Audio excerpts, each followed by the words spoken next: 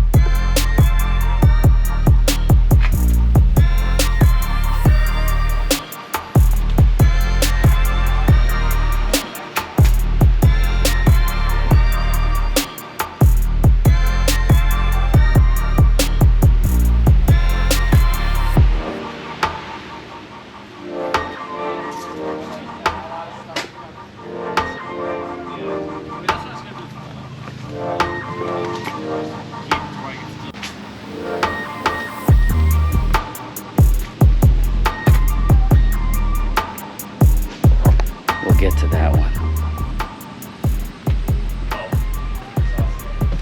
Hey, what's up? There we are. There we are. What's up, guys? Right. Behind the scenes with John and Pat. How you guys doing? Very good. How are you, man? Appreciate you guys having me in here. Thanks for coming. Nice to have you In the Midwest. Minnesota in the Midwest. You betcha. You know what though? Honestly, man, we had a good weekend. Yeah. And finding time, it almost came kind of like on accident. Yeah. Like meeting today, Yeah.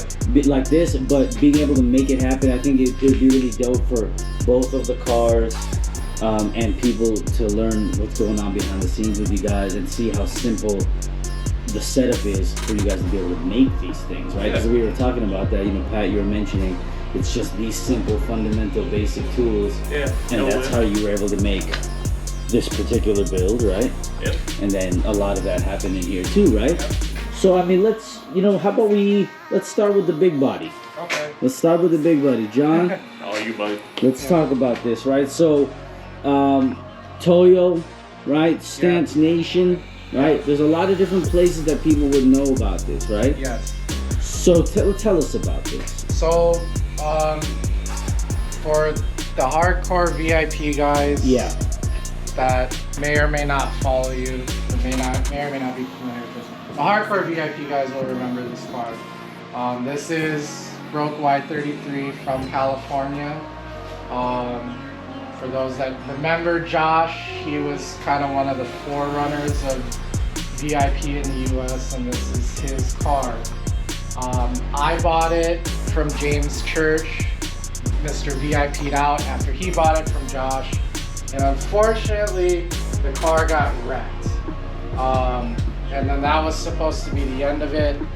I stepped in because I'm buddies with James. He's a teammate. And I bought the car and decided to repair it. I was in the middle of my own build, which was a Lexus LS400. Yeah.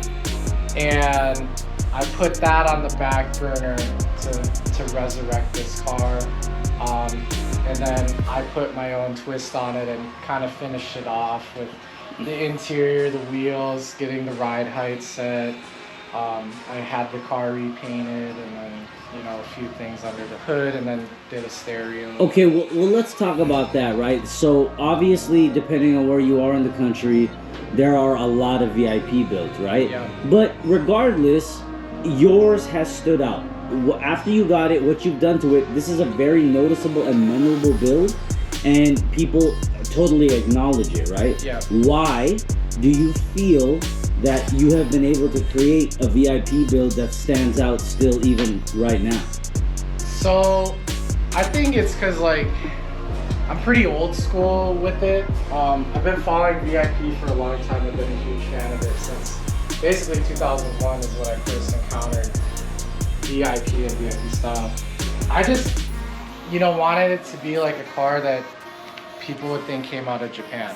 It's low, it's wide, it's static, and for me, like the whole bags versus static thing, like I don't care what side of the fence you're on, I love them both, but for me personally, like there's nothing like rolling low. Yeah. And for a long time, like the bag guys would roll really, really high. Now with technology and stuff, the bag guys are finally getting it rolling low. Yeah.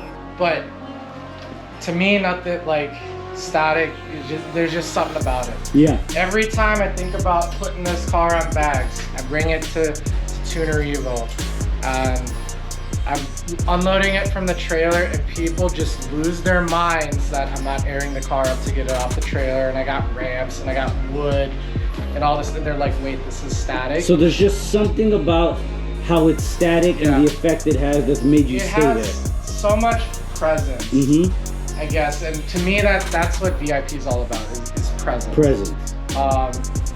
And this car just has it. I mean, a good VIP build, it's I think it's actually quite simple. It's the combination of the aero kit, the wheels, and how they fit, and how you sit the car on them, whether static or air, right? Yep. So let's see your older set, because you just switched to those Leon Harderits, right? Yep. So what were the specs of these? So these VIP modulars are a 20 by 11 minus 15 up front, and then you can like, to get an idea of the rears, we'll pull one of these off. Yeah. So the rears are a 20 by 13 minus 20. So let's, just so you guys can have some perspective.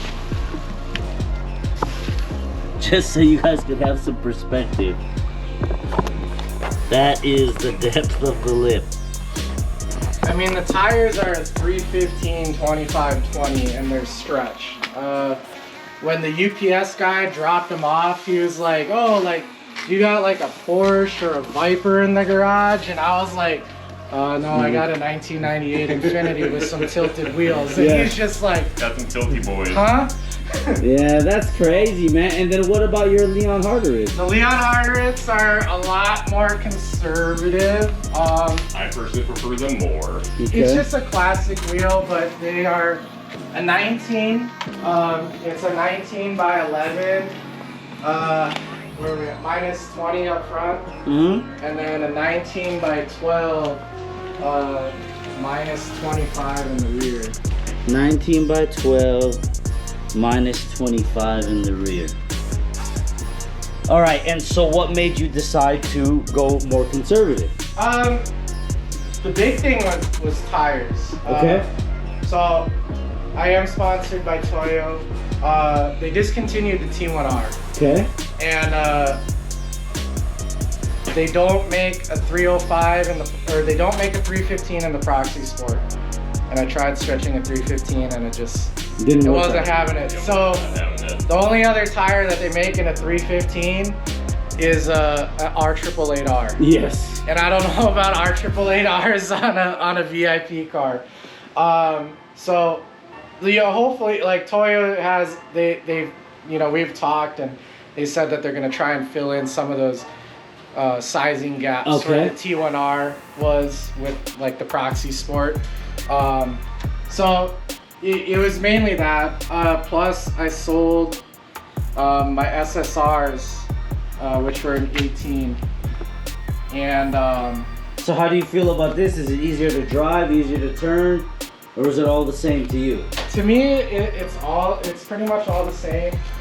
These offer like a little bit more forgiveness in terms of like I can turn a little bit more, kind of go over like incline or something and not have to worry about hitting a fender.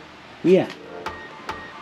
And so there's that. Plus, it's just a much more Let's check out the interior. much more classic look. Like the VIP modulars are a great wheel, but nothing beats like a classic Japanese. You know, it's funny because as long as I've known you, I actually never really paid attention to the seat covers. Yeah. And then when I saw you at TE Chicago, Yeah. and you were wearing the Jordan 1 Royals, Yeah. I was like, wait. All right, Pat, it's your turn, my friend. You got it. So you guys built this Miata right here in the garage. Yep. I mean, I see next to the Jordan 7s, I see some red on the ground right there. What is that red that we're seeing? So that red is actually from the remnants of the paint from when we actually painted this car here. Right there. Yep. I literally have 2 or 3 leftover cans from when we painted this thing. Yes.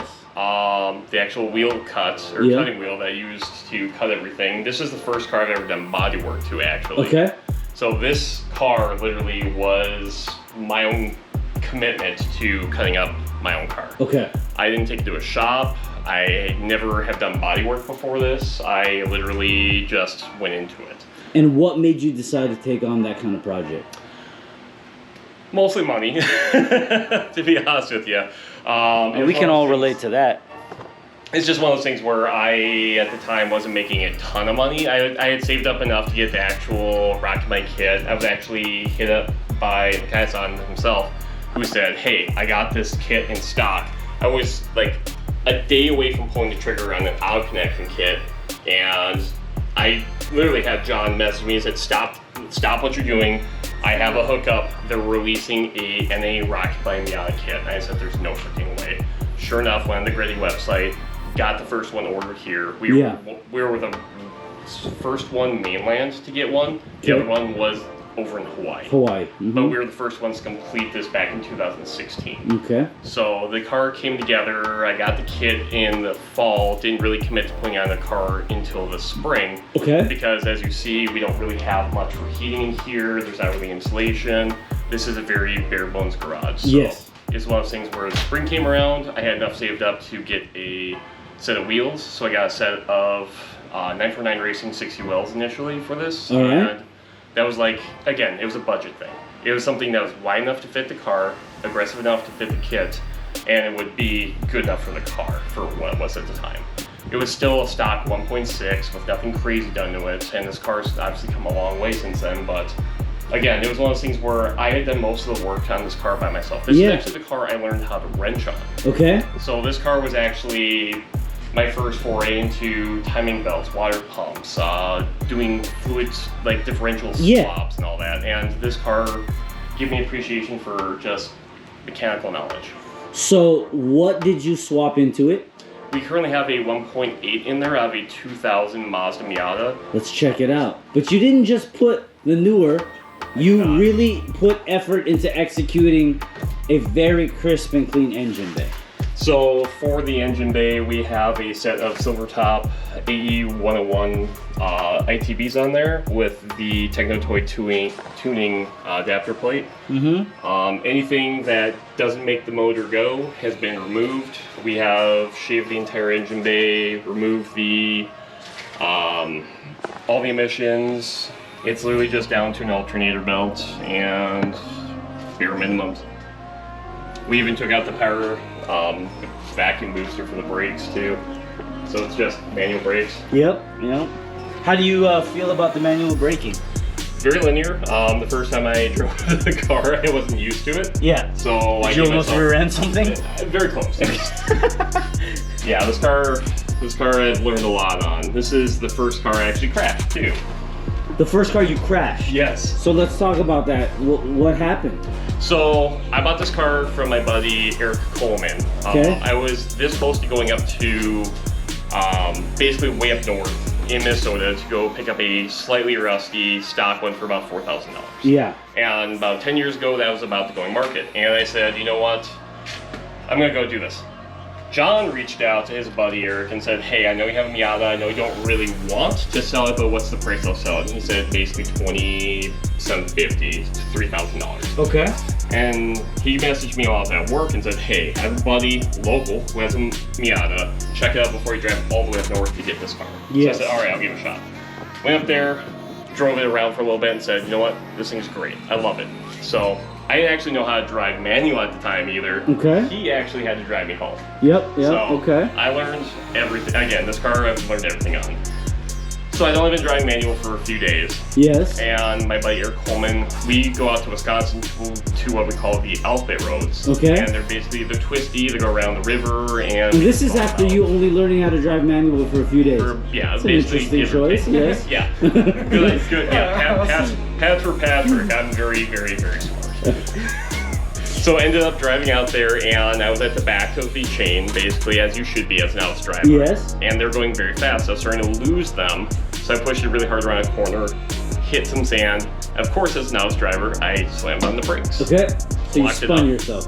I actually just went straight to the ditch. Okay. So it was at a four-way. I was coming around the corner and just basically went to the ditch. Okay. It had a Racing Beat Type 2 nose on it at the time, and I just pushed the entire thing in. Okay. Like how bad? Like all the way to the pulleys? No, the frame itself, as you see, is fine. There's been no repairs to that, but the core support was dented up, the slam panel was dented up, and the bumpers basically exploded. It's fiberglass, so there's nothing left of that. So I drove to a gas station in shame with the draggy on the ground, zip tied it up, brought back home. I called him immediately and said, hey, so you know how you said I crashed my car in my first hard drive? Oh. I crashed my car in my first hard drive. First hard drive. Good job. Okay, so here's the question, right? You've made it clear, you learned all these new things. This is your first driving manual, wrenching, learning how to do a timing belt, even just swap fluids, etc., etc. So, for being your first one, what made you decide to go what many would consider extreme, right? Cutting up the body, doing the kit, and then making a customized engine bay versus just elementary stuff per se, you know, where you just pull your suspension, learn how to change coilovers, and, you know, this arm, the seats, a few things here and there. What made you just decide to make your first one be all out? So I've been kind of really influenced by Joey Lee. I really follow the Chronicles really religiously, and it's one of those things where his coverage of the West Coast Honda scene has really influenced my build. Okay, so Hondas have had a direct influence on you. Correct. And Joey's coverage of it, that's cool. And it's one of those things where they have always had this kind of execution which has been very clean, but very performance oriented. And that's one of those things where I wasn't seeing that done a lot in the MX-5 realm. I was seeing it done, you know, in the FDRX7, sometimes even the FCRX7, but no one's really doing it with Miatas. And that's one of those things where I said, I want something that's very performance based, that's, you know, it's a simplistic car, it's easy to work on, easy to wrench on, but it's one of those things where if I mess up something, it's easy to find replacement parts. So fenders, obviously not, those are the first things I cut because I was like, all right, we're gonna try this, we're gonna try drilling into it. It's not gonna be one of those things where I'm going to lose sleep over destroying a fender because I can buy a new one. We're gonna try before we buy in the quarter panels. So that went pretty smooth, and I said, all right, we'll commit with the quarters, and it all went really well. So again, with Joey's stuff, it's one of those things where seeing the shaved engine base, this engine is actually an homage to a Type R B series. So it has the crinkle coat red on the valve covers there. It's got the black block. The spark plug cover going over the top. As you can see, it says Mandrew made there, our buddy Andrew K. Everyone knows these headers as Mandrew headers as well. This was actually the first ones that were made for him, and it blew the internet up.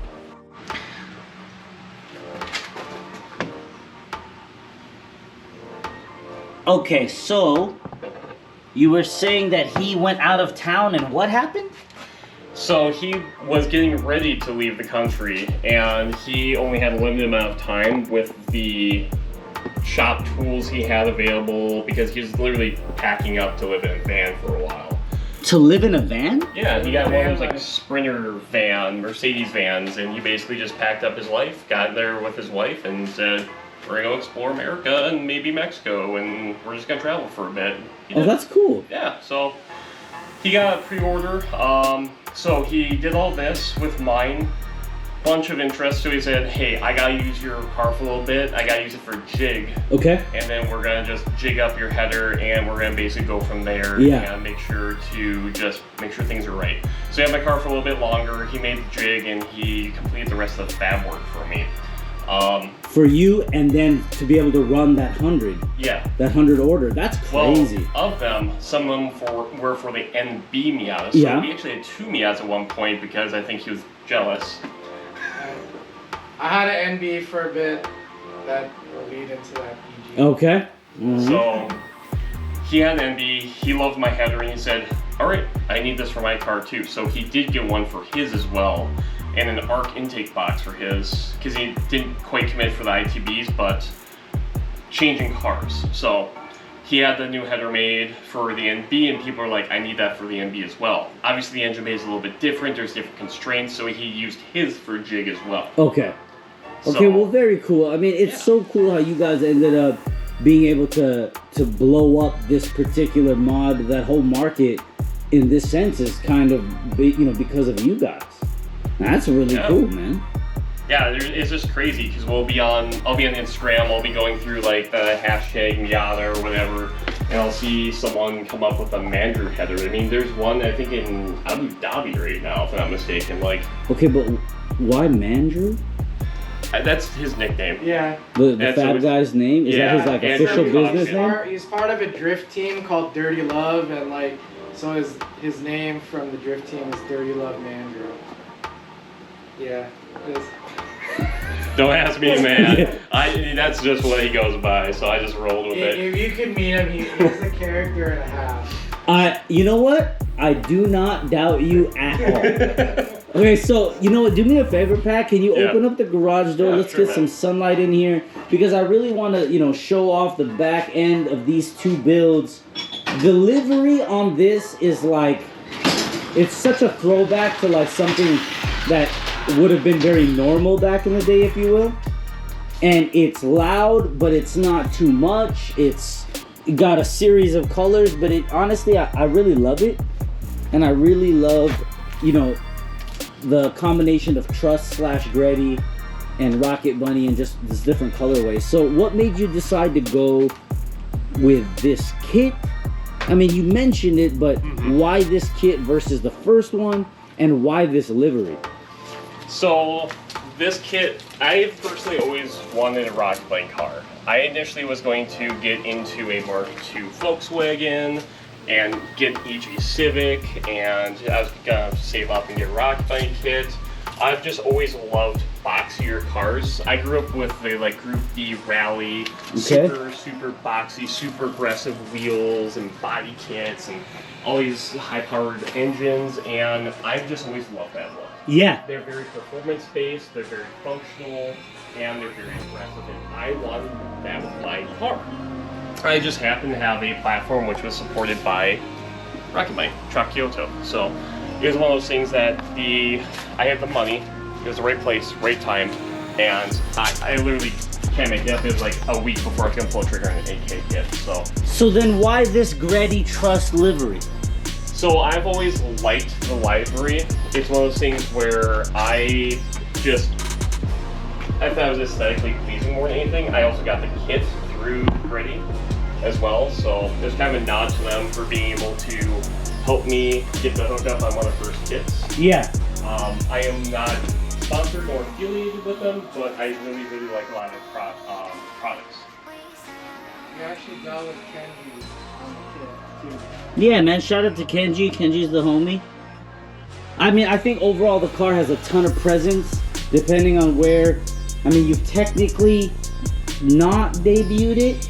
There's going to be like some flashes of it around. Yeah. But it's a very, very cool kind of like niche style that I think is going to turn some heads, and definitely it's quite photogenic. That's it's a another very thing that's photogenic car. Yeah, this car looks really good at every angle. Like I have probably 3 photo sessions with it now, and it's one of those things where I get the photos back from it every single time. I just look at it and literally say every single time, like, that's my car. Like, holy. You gotta love it. See, just you doing it in here, these basic tools that we looked at, first time doing body work, and all of these things to accomplish something pretty damn cool. And then you got the Y33, and you know, John, you guys are working on these things together. It's such a cool combination. And then, out of nowhere, you have an EG build that you guys just out of nowhere decided to do, and we are going to get into that next.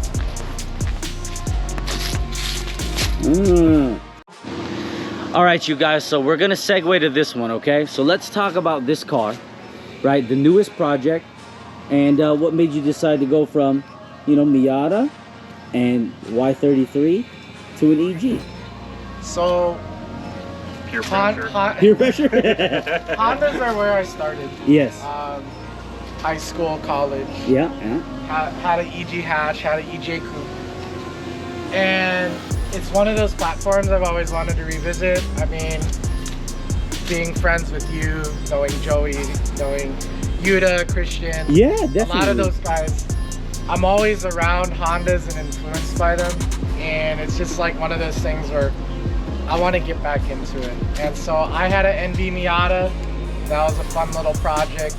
And for as long as me and him have been together, yeah, I've just always talked about, I need to do one more Honda. Literally. It was even before we were like officially dating. Like I met him and he was talking about his heydays when he had this chassis and said, I did all this work and I turboed one and I need to get into another one. And you gotta grab keys? Of course. So literally for the last 10 years he's been talking about getting into this chassis. Okay, so not just another Honda, but specifically a hatch. Yeah. Okay. More than anything. And I love the hatches too. One of my first cars ever was a 93 Purple Coupe. Okay. And it was, of course, a D-Series. It was a rust bucket. It puked oil and coolant. Yeah. It was my first car. I loved it, man. And just getting into this platform, I felt nostalgic myself. It was the right place, right time, and literally, it was something that he was literally going to go up to St. Paul and buy this rusty, beat up. I basically looked at this Integra that was just Bondo baby, you know, shaping, cracked, you know, the engine bay was cracking left and right, the paint was cracking left and right. Yeah. And this dude hit me up off of IG because I posted a wanna buy. And he had it, and he's like, you know, it's rust free, and you know, it ticked all the boxes. It was an SI because I wanted disc brakes, and I was thinking he was in California, and I was like, cool, like where do you live? Like, I'll arrange for travel getting out to you. And he's like, oh dude, I live in Egan, which is just up the road. Okay. And so like we went that same night and looked at the car, and I said, yeah, let's do it. We agreed on a price, and I picked it up. It was pretty much stock when I got it. The paint was faded, being, you know, a California car. Okay, so yeah, you got it from it's a California car. It's a California car that somebody else already did the work of bringing it here. He worked at one of the Honda dealerships, so he's an enthusiast. Yeah. And but yeah, it had, you know, had H&R suspension and like LS webs, you know. Yeah. Just some basic stuff. It was really stock. Yeah. And it's just been, now that I'm older, I'm smarter, but I'm more importantly more financially stable. Yeah. I can do everything that I wanted to do when I had this car back in college. And so, you know, I painted it right away. But I didn't do any body work to it yet because I was trying to decide if I'm gonna restore it or track it. Okay. And it's gonna go down the track route. You're welcome. I love road racing and the VTEC Club stuff. Yeah. So one of the goals next year, you know, willing, is that I'm gonna bring it to California and run a VTEC Club event. Oh, very cool, man. So, you know, it's been a lot of suspension build, and you know, I got the TEs. A lot of the stuff came from Texas because one of my teammates lives down there, and he ended up getting a bunch of K-series parts from a guy that was parting out at EG. Tom? Yeah. Thomas. Okay, so aside from always wanting to get back into them, etc., what is there a specific goal? Is it track? Is it just to get back in the Hondas and have another car in the stable? Is there one goal or are there multiple? I think it's a multiple thing. It's fulfilling. I guess the main one for me is like it's fulfilling like a childhood dream of like having, you know, yeah, I had, you know, the posters of like the Lamborghinis and stuff and Porsches, but there's something about a Civic, you know. I agree. That's my first car. I'm with you on that. You know, I was 16 when the Fast and the Furious came out. I had a Honda Prelude, Yeah. 3rd gen Prelude. Yeah. And I just, you know, the Civic was so iconic of like what we do, of, you know, of this whole tuner generation, you know, this whole tuner. Yeah. You know, the Civic's just one of those icons, and having one that, you know, could be sort of on the same level as like some of the cars I looked up to, you know, like yours, Rod Rez, you know, his EG. See, you've been around long enough to remember my EG, Rod Rez's. Goldie, Yeah, Goldie. You know, that seeing those are some of my favorite cars, and you know, it's kind of like an homage, or like my way of saying thank you to everybody that came before me. Oh, that's dope, man. To build one and put my twist on it, and because everything I've learned has been from like watching. It started with forums. Yeah. On the forums, and then eventually reading blogs, and then, you know, now YouTube and Instagram, and seeing everybody's builds from the West Coast being here in the Midwest. Yeah. And me traveling, and it's like this is everything I've learned about it, like trying to put it into motion. See, it's really cool, man. I mean, a lot of people think about that, talk about it, but maybe circumstances, or they're just not planning it out quite right. But you did it, and you have this stable going on. We're not even going to talk about all these hundreds of other cars that are behind us, because there's like 49 cars in the driveway. But right now we got it's eclectic, the different styles, each one, right? From this style, the Y33, the Rocket Bunny Miata. It's a really cool thing. And you know, John and Patrick, it's dope to be able to come here in St. Paul. We're still in St. Paul, right? Or we're outskirts? We're in one of the suburbs of St. Paul. Yeah. Nobody get offended from the Midwest. I mean, it's clearly not St. Paul. I'm learning, okay?